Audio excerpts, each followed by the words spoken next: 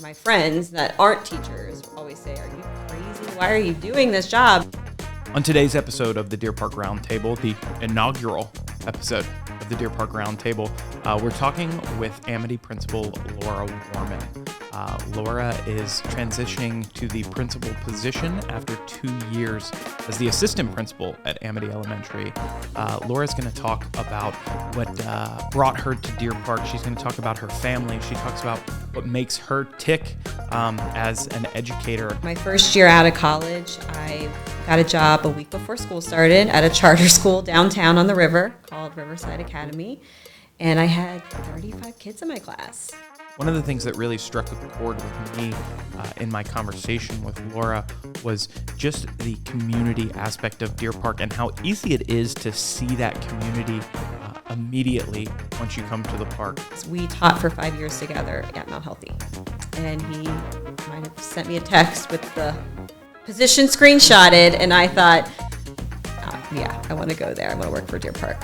Laura is set up for a great future here in Deer Park Schools. It was great talking with her, so let's get right into it. Welcome to the park, where the stories of our incredible staff and faculty go beyond the classroom. From their passions to their personal journeys, we're diving into what makes our Deer Park community truly unique. This podcast isn't just about their roles as educators, it's about who they are as individuals, the lives they lead, and the impact they make both inside and outside of school walls. This is the Deer Park Roundtable.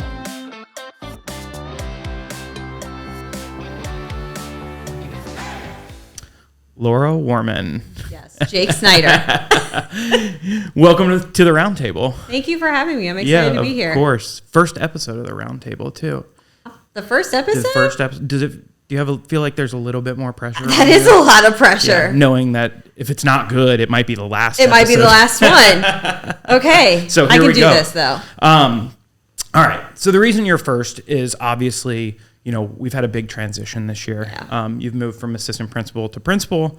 Your office has about doubled in size, so that's nice. It's weird.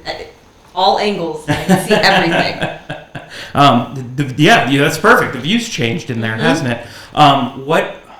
What has been the biggest change for you? What have you seen? What's been different for you since? Obviously it's very new, but yes. But what was unexpected now that you're 3 weeks in here? I think just the day-to-day of what I do has shifted a little bit. Yeah. And has changed from being assistant to principal in a good way. Mm-hmm. I do find I've been able to get out a little more into classrooms, so that's been nice.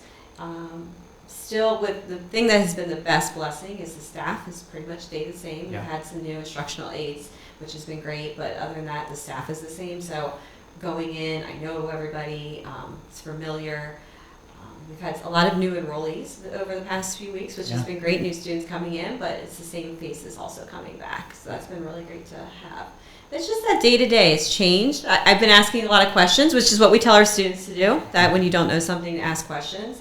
And, I'm sure people are sick of hearing my questions. We also have a new face in your spot, in your seat, and hopefully we'll get him here at some point through this to get to know him a little bit. But how's that transition been, and how has John been? First, besides me almost going into his office a lot, it's just out of habit. Yeah. No, it's been great. Mr. Wilson, he brings a lot of great energy. He kind of picks up in my areas of not strength. He's really good with technology. Not my best thing. He's great at doing like the numbers on certain things, and that's just, it's always great to have an extra pair of eyes and that kind of things. But he's getting out there, he's meeting the kids, and he's just jumped in. I really appreciate it that he's here. That's awesome. I do want to talk a little philosophy school, that kind of stuff, but before that, I really want to talk about kind of your journey and how you got here. And so, jump back wherever you feel like starting, and how did you get from there to Deer Park?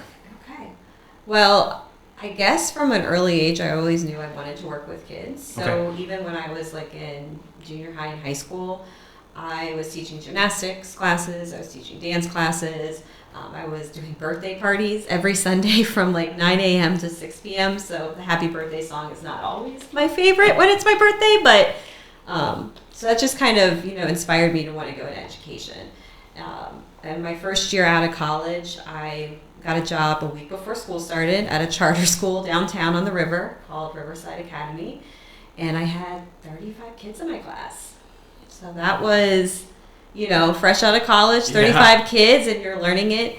I learned a lot of things that I don't think I would have learned had I not just been kind of thrown into it. Mm-hmm. And I really think I still take a lot of those lessons to today. So I taught there for 3 years, and then I went to Mount Healthy. And always in my journey, I stayed with third grade. Just what happened to be. I've always been in third grade, taught 16 years of it.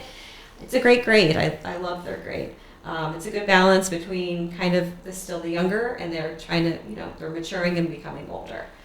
And then my last year at Mount Healthy, I had the opportunity, an assistant principal position came open. I interviewed for it, and I was a year there as an AP. I learned a lot. That school had about 1,100 kids in it. And actually it was weird. I did like kindergarten, second grade, and then like fifth grade. So I was all over the place. Interesting. Yeah. So, and what's really different that I learned a lot about there than here is I dealt with about 20 buses. Oh, yeah. And so when I came here and there was no buses, it is completely different in a good way. For sure. So, but I was only there a year, and then this position opened up. Actually, Mr. Gamble, who is a second grade teacher, he is a friend of mine because we taught for 5 years together at Mount Healthy. And he might have sent me a text with the position screenshotted, and I thought, I want to go there. I want to work for Deer Park. What attracted you to that position when Mr. Gamble sent you that screenshot? What was your impressions of Deer Park? What did you know about Deer Park? What made you apply? Okay. So actually, I grew up in Blue Ash. Yeah. So I wasn't grew up in Deer Park, but I've been going through Deer Park my whole life. I went to Sycamore High School, graduated class of '01. And so I've always been, going through doing things here as a kid, going to Chamberlain Park. I've always loved that it's a smaller community. That's initially really what drew me to here. It's smaller, it's a small community feel, there's wonderful people here. When people come here, they stay. And actually back in the day when I first bought a house, I actually put an offer on 2 houses here. I was going to move here, and unfortunately the offers didn't go through. So it took me in a different direction, but I just love the area. I love that you can walk to so many different things. It's just really accessible. And so that's what really made me want to come here. And then when I got here and I met the staff as I was going through the interview process and met everyone, it only confirmed more of why I wanted to be here. Yeah. You're talking about buying a house. You have a family. You've got a daughter with your husband, Chad. What is with the role of principal, but also having a family? What's the work-life balance look like for you? Does it exist? Do you have to work on it? What does that look like? I will say it's still working on it. I think being in that new role has been a test this year. Just things that I'm doing a little bit more. So, but it's definitely important to me. I'm not gonna lie, the mom guilt's a real thing. So I do come home sometimes a little bit late, and she'll say, why aren't you here? Why weren't you here? And that is hard. But I tell her that my job is to keep kids safe. And so sometimes those kids need me. And she's done a really good job of understanding that. And I could not do what I do here at Deer Park if it wasn't for my husband, Chad. He does a lot of stuff. Like we all do a lot of roles, and he helps me out a lot. But they also love being a part of stuff. They like being in the homecoming parade. That's a big thing. Go to different things at Amity. The Harvest Night she'll maybe come up for, and she loves a good talent show that they do. So she also enjoys being around Deer Park and seeing a different school than what she's used to being at. Yeah, and that's kind of an interesting thought, and I had that written down as well. She obviously doesn't go to Deer Park. She goes to a different school. Do you see that as a positive? A lot of our teachers have kids that go to school, and I think there's a lot of positives to that as well. It's great. You're right there. You're on top of them. But I think there is some positive on the opposite side of things. What's that been like for you? Or do you feel like you got your hand in 2 schools? Or I definitely have 2 school calendars up in my office, that's for sure, and 2 different on my phone. But no, I like that she kind of has her independence, and she's not known as, I'm not known as an educator at her school. She goes to Mason, and she's, doing really well there. It's a larger school, so that's always, different. Yeah. But it would be nice to have same schedules, I'm not going to lie. It hasn't quite happened yet, but that's okay. We make it work. Yeah. All right, 3 weeks on the job at this point. But again, 2 years. It's only been 3 weeks. I'm just kidding. It's only been 3 weeks. Yeah. Just kidding.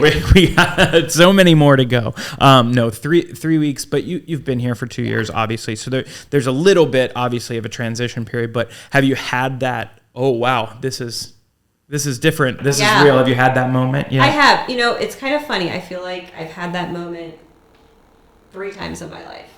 When I remember my first day of school, waiting for those 3rd graders to come in, and I remember thinking, who thought am I old enough to do this? Who's letting me do this? Who's letting me? Who approved this?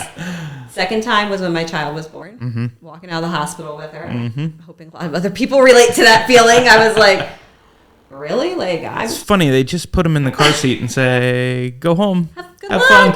Keep them alive. Yeah. And so I remember that. And, a few weeks ago, I kind of, got everybody in for that first day and had that moment okay, this is happening, but no, it's been good. It's been a good change. Yeah, for sure. Your time as assistant principal, obviously, 1 year at Mount Healthy, but 2 years here at Deer Park. What did you learn over that time that kind of set you up for where you're at now? I can't not talk about Mr. Drury. Of course. I learned a lot from Mr. Drury in those 2 years. Just in, how to run the day-to-day, how to really slow down and, process through things to make those important decisions. And he was, it was just a great partnership of bouncing ideas back and forth of. So I definitely learned a lot from him to transition into this role. And also from, other people within the district have helped me immensely, learning everything I learned about special ed. Yeah. Your wife being one of them that helped me. Mrs. Haddon. It's just been a collective. I just take in pockets of everything from people and try to remember them. My counselor, my social worker, my office staff. I couldn't do it without them. Yeah. And my teachers. I learned so much from them too. It's great to be out and see them interacting with kids, and you always learn a new technique or something to do. Everyone always, my friends that aren't teachers always say, are you crazy? Why are you doing this job? And I say, I wouldn't have done it if I didn't have my staff that I had and the great community that I have. That's really what made me feel good in taking on this role. It's perfect that you say that. What is so special about Deer Park? This community specifically. Obviously, we have great teachers. We've got great educators around here, and we could talk about them for hours, and we will over the course of this whole thing. But but I want to talk about the community and just kind of what you've seen and what the buy-in from our families and what that means to you. They are really about helping every child in all aspects of that child, and I think that's what makes Deer Park special. It's not when I see families interacting with kids at different events that we have, it doesn't matter if it's just their kid. They're helping everyone's kid, and everyone's looking out for each other. And I think that's what makes it special. It's really that village helping raise everybody, which is, you can't do it on your own. You need everyone's help, and I think that's what makes Deer Park special, why people want to come here and stay here. I know I appreciate everybody in the community. I know they look out for our kids. They walk to and from school. They're always being, on the lookout for them, and I appreciate that. That's awesome. All right, this is a loaded question, but I'm curious what your immediate goals look like right now. But I guess the easier way to ask that question is, what's a to-do list look like for Mrs. Warman on any given day walking into the building? To-do list? Yeah. Well, you're always on that to-do list, by the way, to get everything ready. Our newsletters. That needs to be for you. So you are always on that to-do list. But no, I do try to get out to classrooms every day. And, you know, I wouldn't be lying if I said it doesn't always happen. Things happen and come up. But to be out there, you know, check in with some friends that I know, just maybe a check-in and the stuff that needs to get done. I really wish I could give you a set to-do list, but that is the one interesting thing that admin, it changes from not only day to day, but sometimes hour to hour. What you thought was going to happen, it doesn't. Which is, it's never the same day twice. I can honestly say that. Well, and it's amazing how, you know, like you said, hour to hour, you have something on that to-do list, and how quickly that priority can shift and move to something else just based on what's going on. And like a triage, you have to reevaluate, regroup, and decide where to go. How about your long-term goals? You know, what is the future of Amity in a best case scenario for you? So I kind of have like two different visions, like the academic side. Yeah. Obviously, there's a lot of things that we're really working hard right now to put in place with our staff and, you know, people within the district working a lot on our MTSS. And that's kind of like a broad like goal. And it's going to take time. It's not something that's going to happen poof, especially if you're going to happen and do it well, which is what I want to do. So that's kind of like the academic goal, to keep, you know, that process will really make sure we're growing students and doing all the right things that bring them the growth and the interventions. And then for me, it's always, school is not just about academics. That's always been how I felt. Like there's the whole social aspect. And, you know, I just want kids to come every day and feel like they made, you know, a connection with someone that they feel that they have that special bond with, and make friends, and also learn how to have conflict. You know, I know conflict is seen as a negative word sometimes, but if you think about it, we all go through conflict all the time, every day. Especially if you had siblings growing up, you know, you went through conflict, and it's a big part of teaching kids how to get through that conflict and how to resolve it, and that it's okay to have it, and it's okay then to go back, and you're still gonna be a friend. You don't have to be the best of friends, but we're still gonna be in each other's space. So that's just a big thing for me. You know, I want to teach the kids the future life skills that they're going to need and whatever they decide to do. What's the one thing, you know, that really just gets you excited waking up in the morning as you're getting ready to come into the building? The kids. You know this, we're here all summer. Yeah. The building in the summer is quiet. It doesn't even feel like a school. Yeah. I don't like it. I walk around all the time. It's just empty classrooms, and it just doesn't feel right. It's the kids. It's why we come, you know. I mean, you could be having a rough day and you'll walk by and they'll say something just totally just make you crack up laughing. And that's the kind of stuff that keeps me in education. It's fresh, it's new, and they're funny. So it keeps me up with the trends, too. Yeah. You're cooler than probably the other adults you know. I don't know about that. That's my daughter. She definitely doesn't. You know what they mean anyway when they say it. That's true. Well, Laura, we're 3 weeks in. We're going to blink, and it's going to be Christmas. Yep. And then it'll be next summer, and then we'll keep moving. So take some time, enjoy it, you know, live in the moment with it. And congratulations, obviously, on this new position for you. And we're excited you're here. And thanks for doing this for us. And I think we'll get an episode 2. We'll see what happens. I hope so. Thanks, Laura. Thank you.